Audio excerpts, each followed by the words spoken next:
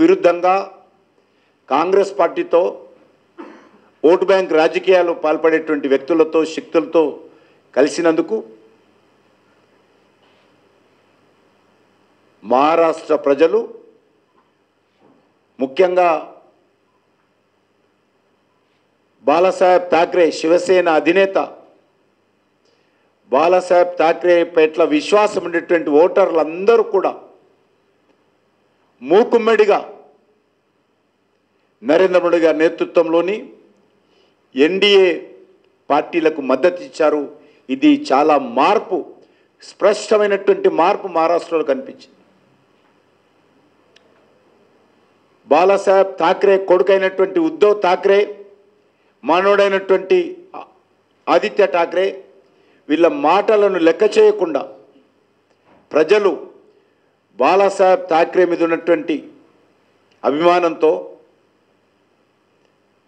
ఆయన ఆలోచన విధానంతో, ఆయన స్ఫూర్తితో కొడుకును కూడా లెక్క చేయకుండా శివసేనకు వాళ్ళతో కలిసినటువంటి పార్టీలకు సరిగ్గా బుద్ధి చెప్పడం జరిగింది. ఈరోజు ఆ వచ్చిన కొన్ని సీట్లు, ఉద్ధవ్ ఠాక్రేకి వచ్చినటువంటి కొన్ని సీట్లు కూడా శివసేన ఓట్లు కాదది, శివసేన వ్యతిరేక ఓట్లతో ఆ సీట్లు వచ్చాయి. కూడా నిజమైనటువంటి శివసేన టోటల్గా నరేంద్ర మోడీ గారి నేతృత్వంలో ఎన్డీఏ పక్కన చేరింది. ప్రజలు చాలా చైతన్యవంతులైన విషయం మరొకసారి మహారాష్ట్ర ఎన్నికల్లో స్పష్టమైంది. శివసేన పెట్టింది ఎందుకు,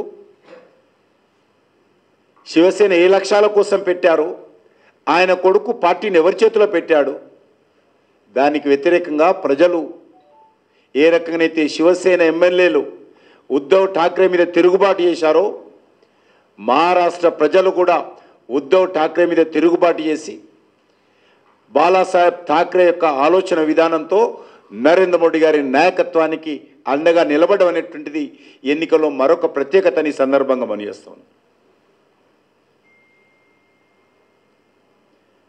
మహారాష్ట్ర ప్రజలు వారసత్వం చూడలే, మహారాష్ట్ర ప్రజలు బాలాసాహెబ్ యొక్క ఆలోచన విధానాన్ని చూశారు, ఆ యొక్క పార్టీ యొక్క సిద్ధాంతాన్ని చూశారు, బాలాసాహెబ్ ఠాక్రే యొక్క స్ఫూర్తిని చూశారనే విషయాన్ని ఈ సందర్భంగా మనం చేస్తా ఉన్నాం.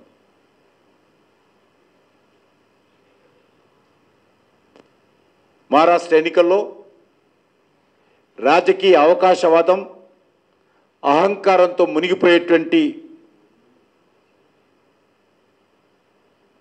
నావనెక్కినటువంటి కాంగ్రెస్ పార్టీ కానీ, ఉద్ధవ్ ఠాక్రేని కానీ, రాజకీయ కురువృద్ధుడుగా నా కనుసైగల్లో మహారాష్ట్ర నడుస్తుందని, నా కనుసైగల్లో మరాఠవాడ ఉంటుందని ప్రగల్భాలు పలిపెట్టేటువంటి శరద్ పవార్ గారి పట్ల కూడా ప్రజలు ఏ రకంగా తీర్పునిచ్చారో మనము అర్థం చేసుకోవచ్చు.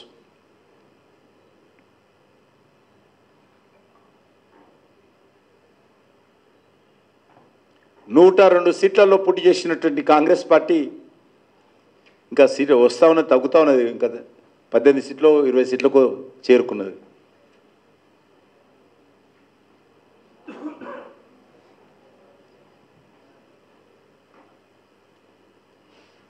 ఈరోజు మనం చూస్తూ ఉన్నాం, దేశంలో ఇటీవల జరిగినటువంటి హర్యానా, జమ్మూ కాశ్మీర్ ఎలక్షన్ చూసాం.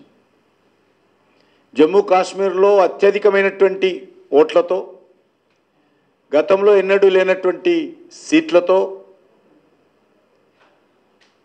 జమ్మూ కాశ్మీర్ యొక్క ప్రజలు మద్దతు కూడగట్టుకున్నాం.